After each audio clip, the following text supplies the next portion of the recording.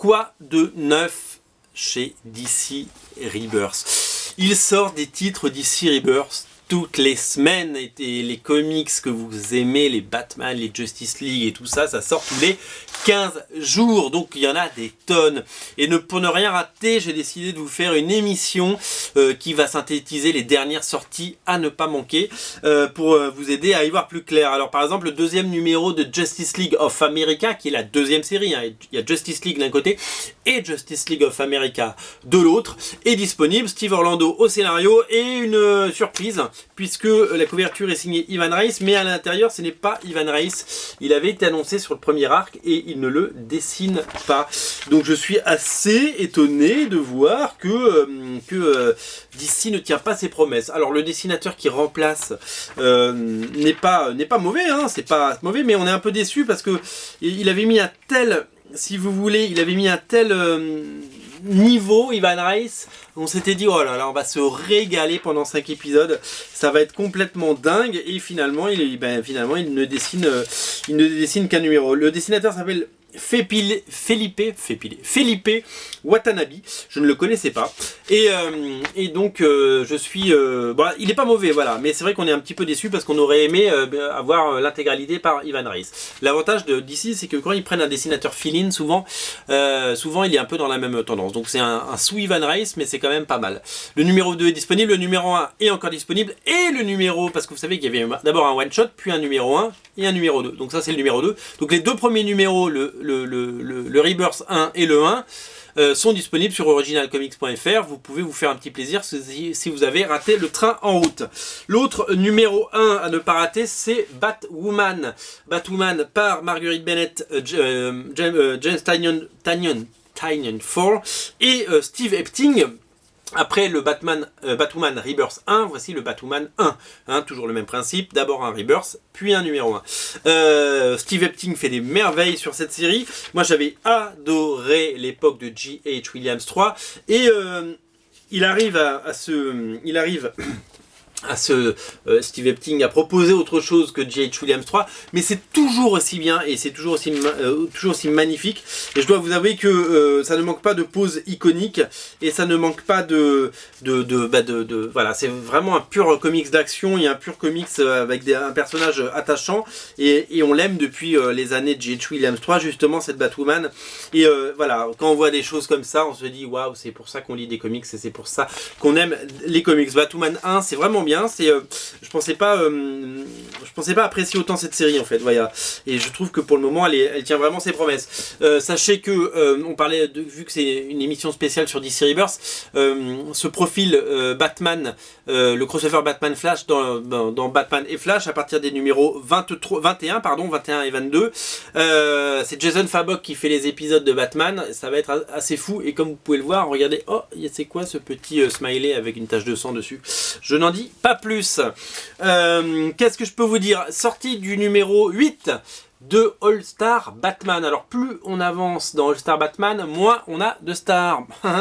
Qu'est-ce que je peux vous dire sur ce numéro? Alors il y a eu un très très bon épisode de Jock il n'y a pas longtemps.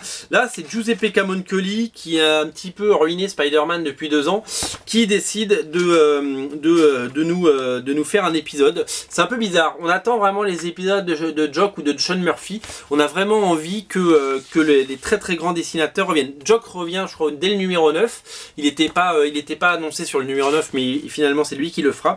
Et voilà, donc c'est un one shot, c'est-à-dire que vous n'avez pas besoin, c'est pas un arc. Vous savez, la première série dessinée par John Romita Jr., toujours disponible sur originalcomics.fr bien entendu, arrive en VF en septembre, dans un très très bel album. C'était un arc complet. Là on est sur une histoire dingue. Bon, je me suis moqué de Camuncoli, mais je dois vous avouer que c'est ce qu'il a fait de mieux depuis des années, c'est à dire que c'est 1000 fois mieux que son Spider-Man. Et donc c'est une histoire inédite avec on va dire tous les démons de Batman et tous ses ennemis qui refont bien entendu de surface. Donc voilà, on est pour le coup sur un sur un one-shot. Vous n'avez pas besoin d'avoir lu les autres et vous pouvez faire un plaisir. En tout cas, c'est graphiquement assez propre. Et puis, c'est toujours Scott Snyder au scénario. Il y a toujours une backup à la fin, dessinée par Francesco Francavilla cette fois. Voilà, parce que les numéros, vous savez, on n'est pas sur un comics à 2,99, on est sur un comics à 4,99 en prix, bien entendu. Et donc, du coup, il y a l'histoire principale et toujours une backup. All Star Batman numéro 8 est disponible. Alors, puisqu'on parle de Batman, sachez que l'épisode 19 de l'arc I Am Bane par Tom King et David Finch est disponible, que je prends un plaisir fou à le lire et à me régaler graphiquement avec des pages comme ça, quoi. Enfin, je veux dire, quand je vois ça, je suis complètement dingue. Et je vais vous montrer juste une autre page parce que je veux pas trop vous spoiler. Mais si je peux vous en montrer, je peux vous montrer celle-là. Bane en action, voilà. C'est assez bourrin, c'est assez comme il faut. Et je dois vous avouer que je prends un très très grand plaisir à lire Batman tous les 15 jours, parce que c'est tous les 15 jours. Et en fait, j'ai adoré cet épisode. Et puis quand je suis tombé là-dessus, j'ai fait waouh, c'est pour ça que j'aime les comics. Non, honnêtement, DC Rebirth, c'est vraiment chouette. Voilà, ça c'est disponible, bien entendu. Sachez que beaucoup de numéros sont dispo et qu'on va arriver, donc comme je vous l'ai dit, sur le crossover The Button. Donc on est déjà au 19, donc ça veut dire que dans moins d'un mois, on a déjà le crossover et c'est complètement dingue. On termine avec une série qui est mon petit chouchou. Et moi, j'ai pris la variante cover de Dustin Nguyen. C'est Super Sons, on est déjà au numéro 2. Alors, il n'y a pas eu de Super Sons Rebirth, mais on est directement sur Super Sons. Au scénario, c'est Peter J. Tomasi. Le Peter J. Tomasi de Batman et Robin et de Superman, Superman qui est absolument génial et qui est un régal à lire. Et au dessin, on est sur ce dessinateur absolument dingue qui s'appelle Molina, c'est ça, George Molina, George Jiménez, putain, Molina c'est l'autre, celui qui va bosser sur les X-Men. Je n'arrive pas, je confonds tout le temps les deux, je suis désolé, j'arrive pas. C'est cette nouvelle génération de dessinateurs. Moi je suis un vieux crouton, vous savez, donc retenir les noms, ça devient de plus en plus difficile pour moi. C'est fun, c'est frais, c'est beau, c'est génial, c'est drôle, c'est très très drôle. Il y a beaucoup de second degré. Damian est comme on l'aime. Le fils de Superman, il est pas mal non plus dans son genre et graphiquement c'est une tuerie. Ce George Jiménez, je sais pas si je le dis bien, George Jiménez, en tout cas est vraiment exceptionnel. Et cette série est la révélation de cette seconde vague de titres DC Rebirth.